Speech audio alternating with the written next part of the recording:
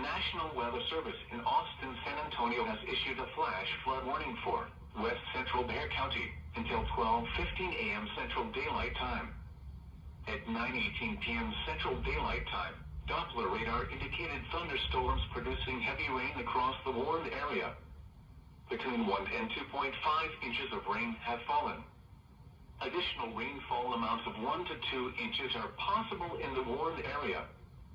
Flash flooding is ongoing or expected to begin shortly. Hazard: flash flooding caused by thunderstorms. Source: radar.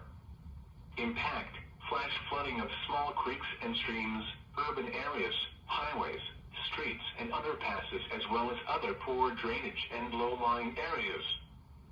Some locations that will experience flash flooding include San Antonio International Airport, Leon Valley, Helotes, Shalano Park, SeaWorld, Castle Hills and Balcones Heights.